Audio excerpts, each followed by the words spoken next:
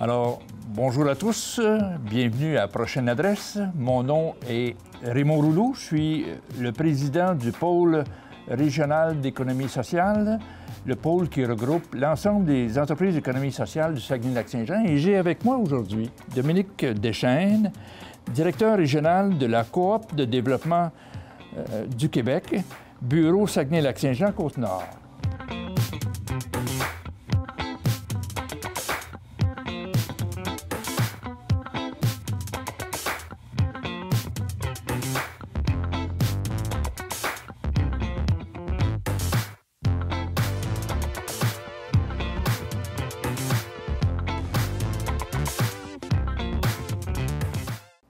Bienvenue, Dominique.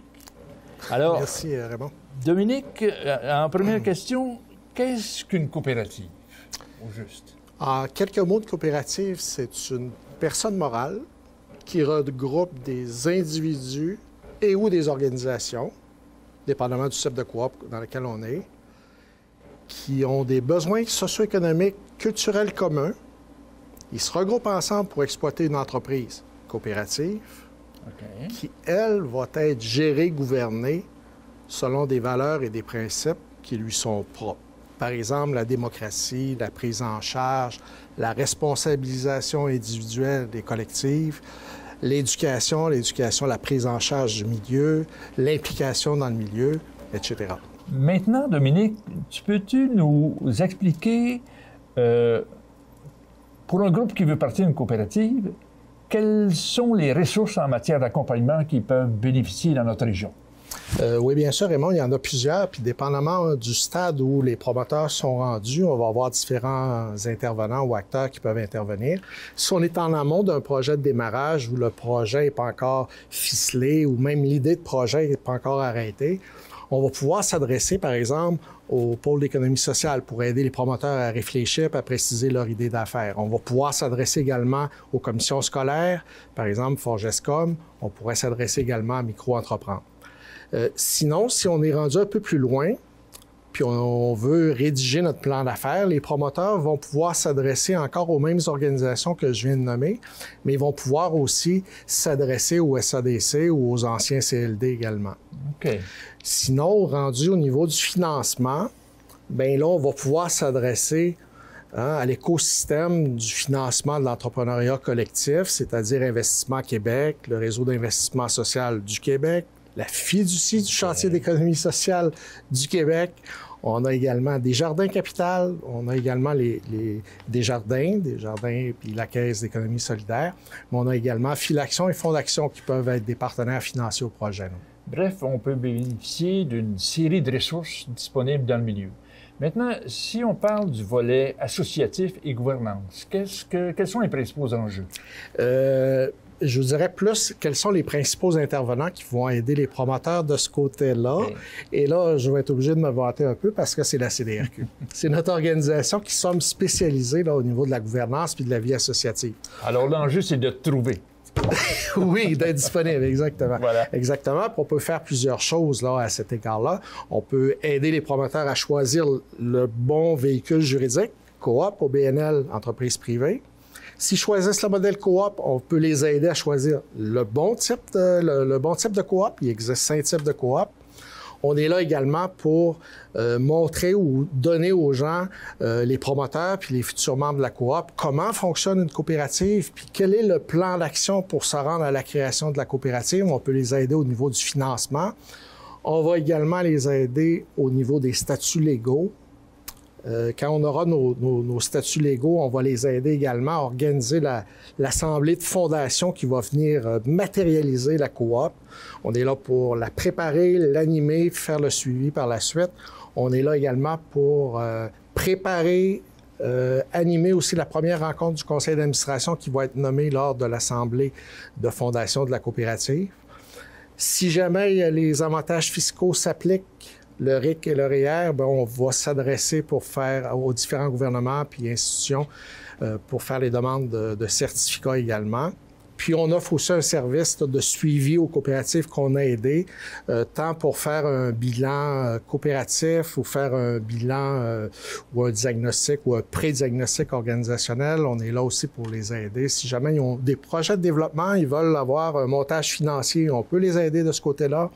On peut les aider également pour faire des proformas, des prévisionnels, etc. On a une multitude de services là, que nous offrons là, pour aider vraiment les coopératives à prendre leur essor. À prendre leur essor. Ouais, maintenant, on voit souvent des entreprises qui n'ont pas de relève et puis qui abandonnent.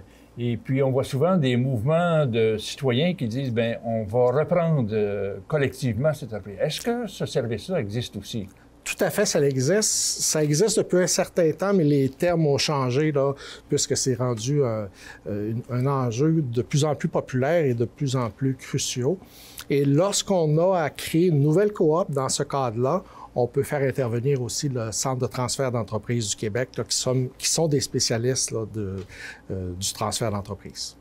Alors, merci Dominique. Alors, nous allons maintenant découvrir deux entreprises de la MRC Maria-Chapdelaine qui ont opté justement pour une coopérative et qui ont vécu tout le cheminement de ce développement d'affaires.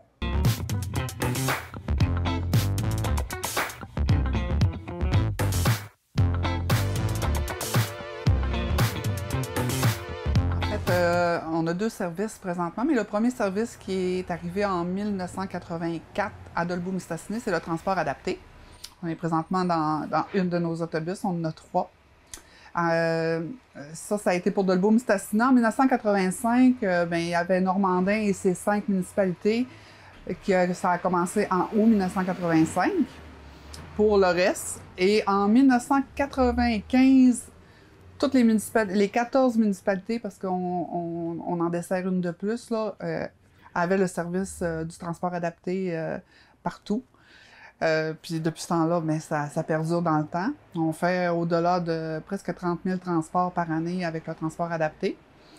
Ce qu'on a développé, c'est beaucoup aussi le transport collectif avec l'adapté, ce qui veut dire que le monde de Normandin, Saint-Thomas-Didyme, Saint-Jean-d'Arc, on est capable de faire du transport puis pour que les gens puissent venir à Dolbeau-Mistassini, soit pour du médical, pour des activités, des loisirs, ça fait que ça fait bien.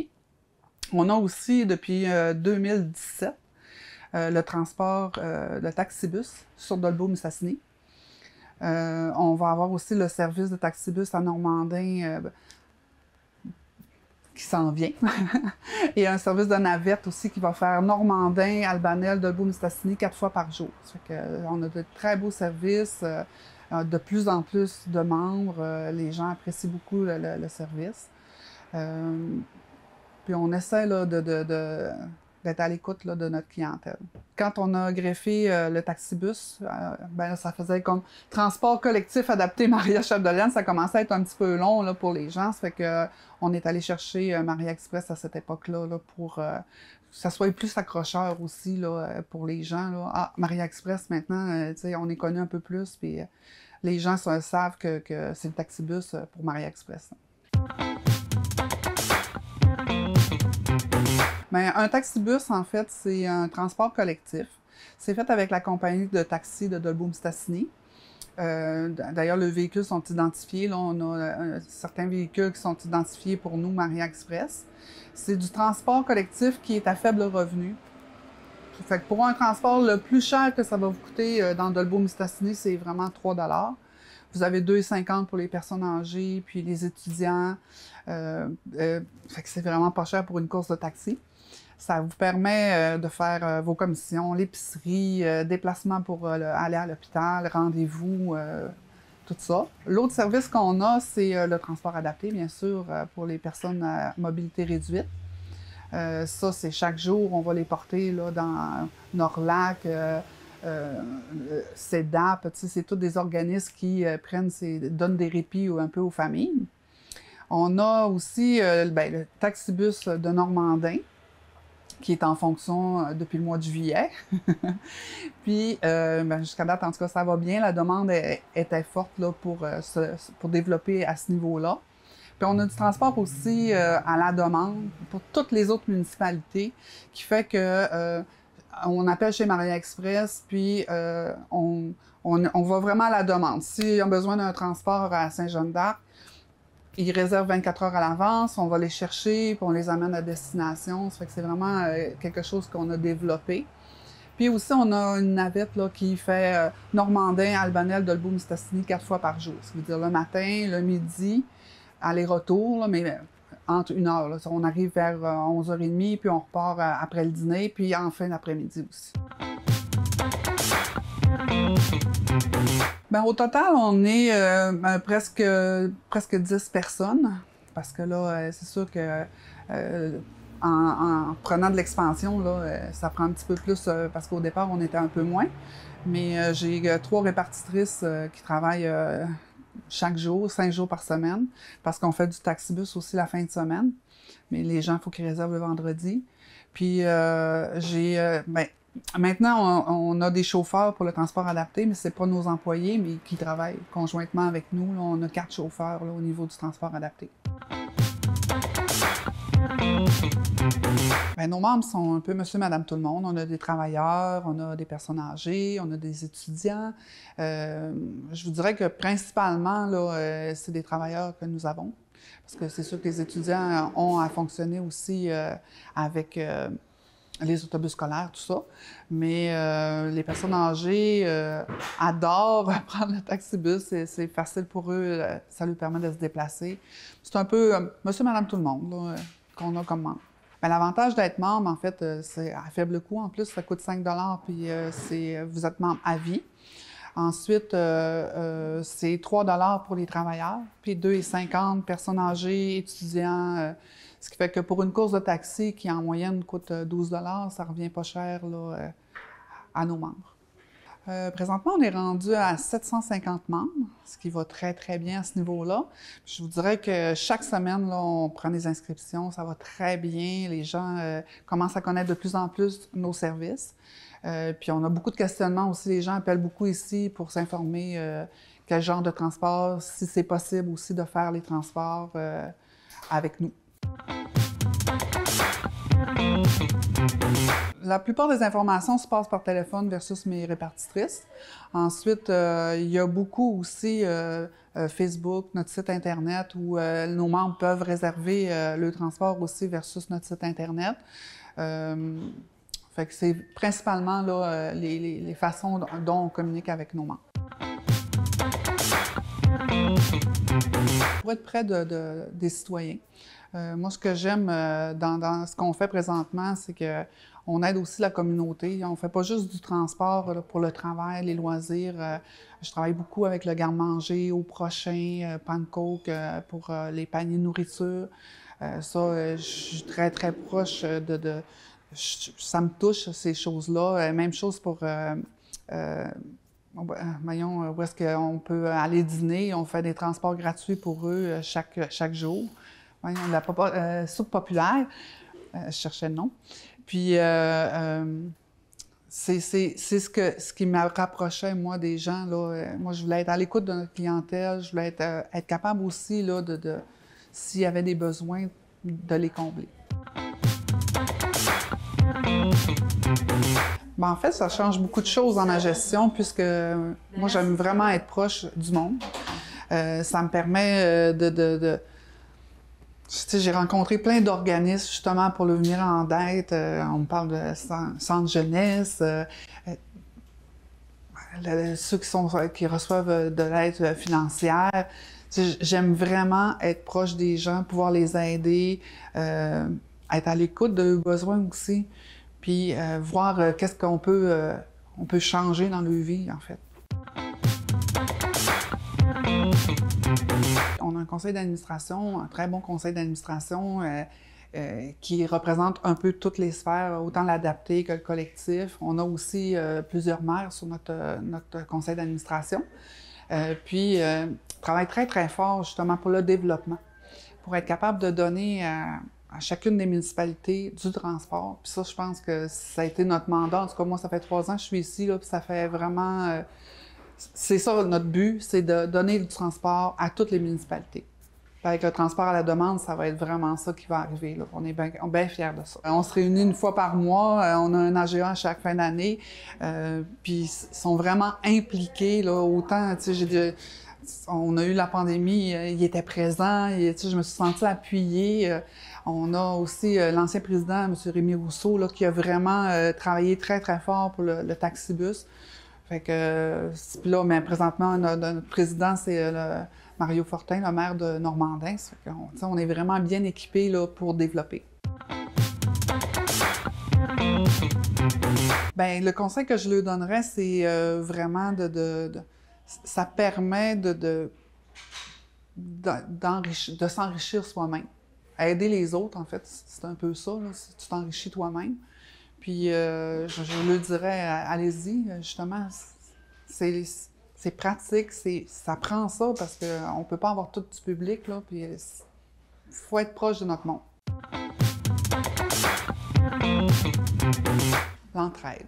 Bien, pour faire partie il y a comme plein de groupes là, qu'on a eu des réunions, mon Dieu, puis ces gens-là, ils sont vraiment à l'écoute de la population, sont vraiment là pour les aider, ils font des pieds, des mains pour trouver des solutions à ces gens-là. Puis je pense un peu ça aussi au niveau du transport, c'est amener des solutions pour qu'on soit capable, là, tout et chacun, de pouvoir se déplacer, là. C'est un essentiel.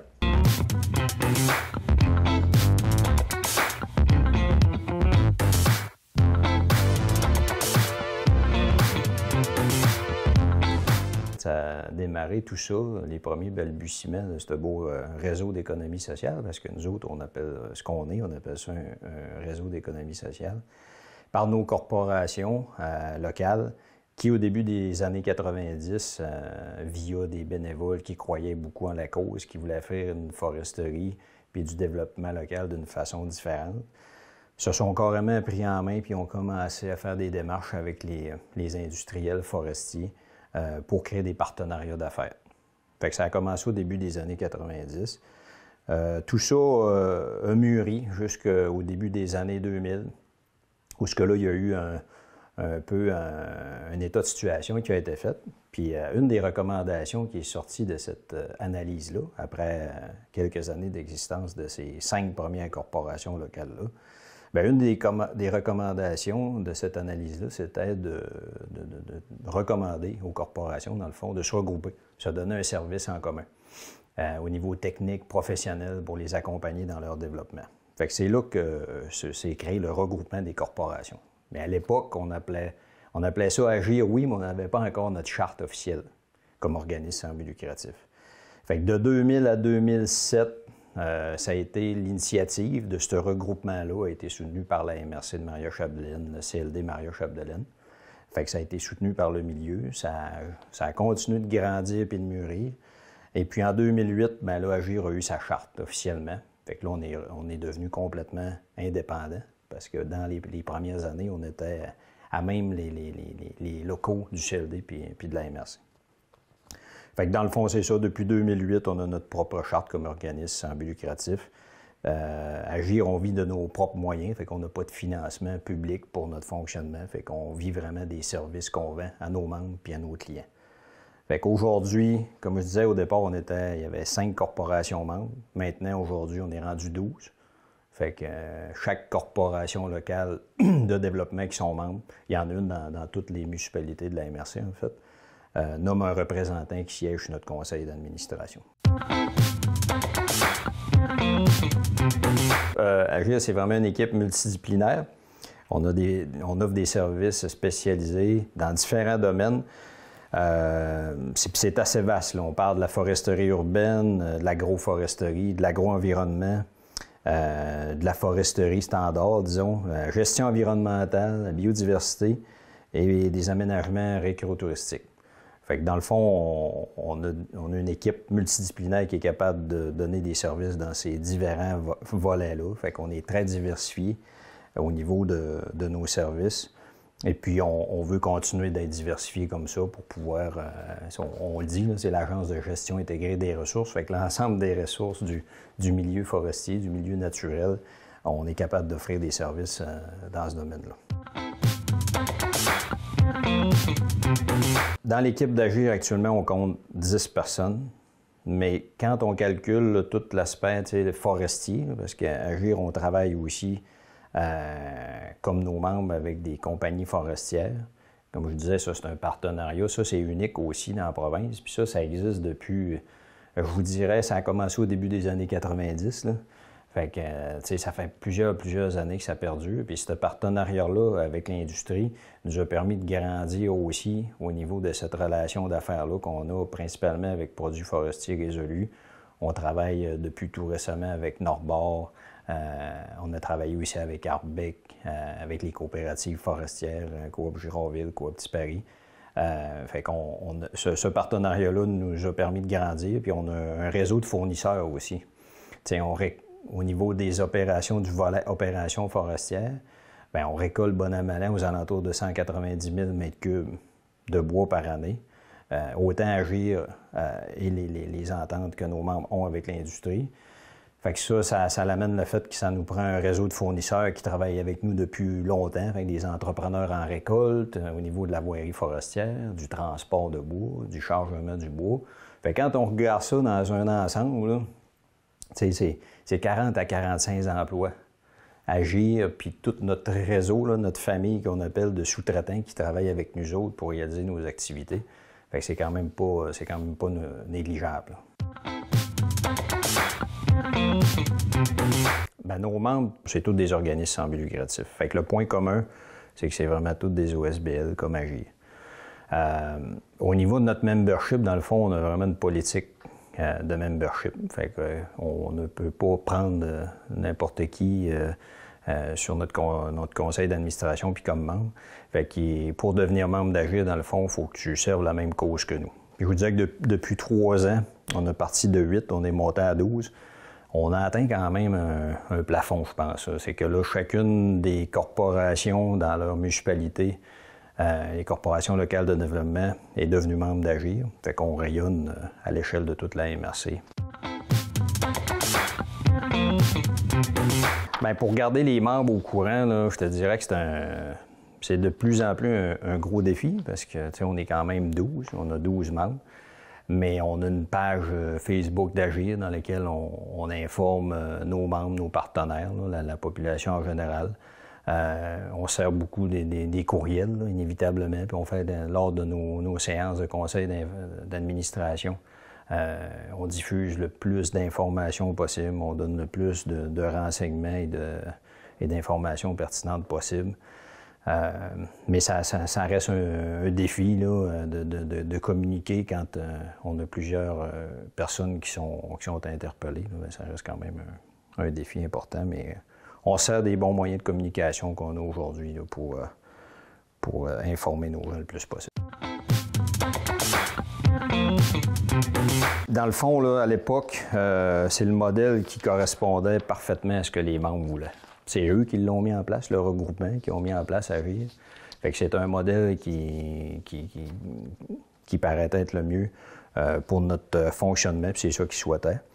Ce modèle-là, dans le fond, ce qui nous permet, c'est de pouvoir réinvestir une partie de nos surplus dans notre mission, puis celle de nos membres.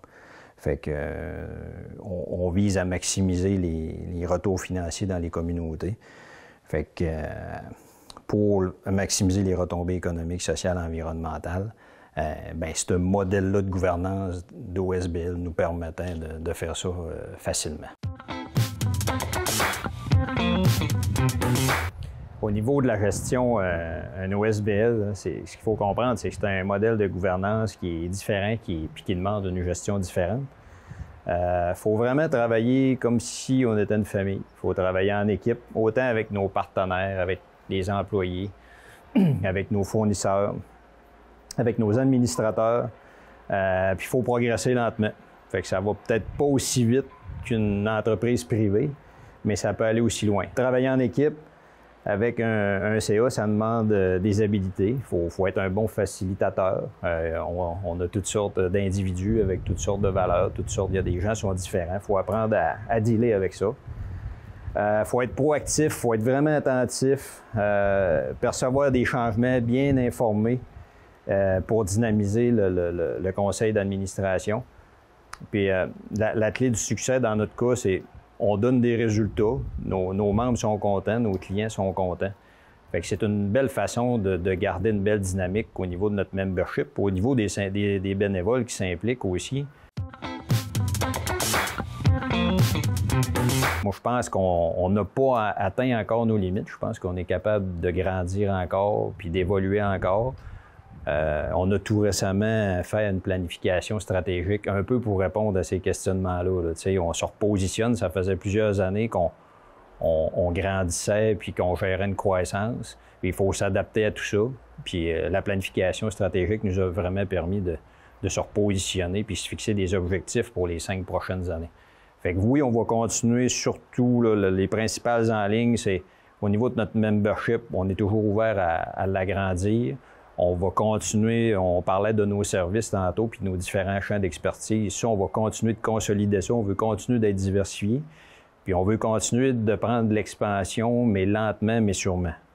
Fait qu'on veut pas le faire au détriment d'autres choses. Là. Fait qu'on va le faire d'une façon, on est bien prudent dans notre développement, puis on va continuer de le faire de cette façon-là. En tant que gestionnaire, moi, d'une entreprise d'économie sociale, bien, ça demande vraiment des bonnes habiletés. Puis ça demande surtout, dans le fond, il faut que tu travailles comme un bon père de famille, parce que tu travailles avec plein de gens. Ça demande beaucoup d'habiletés, puis il faut se rappeler qu'une entreprise d'économie sociale, bien, ça doit servir sa cause. Puis il faut continuer d'être dynamique. Puis ça, il ne faut jamais le perdre d'idée. On ne travaille pas dans des intérêts privés, on travaille dans des intérêts collectifs et communautaires. L'économie sociale, là, ben, on la vit en famille. Moi, je compare tout le temps ça à... On travaille avec nos employés, nos partenaires puis nos fournisseurs en équipe puis en famille. Puis quand on prend des mandats, on s'assure que tout le monde soit à l'aise avec le mandat qu'on va prendre pour être sûr que ce soit une décision de famille, puis qu'après ça, pour atteindre nos objectifs ou réaliser le mandat, bien, tout le monde va être à l'aise de le faire.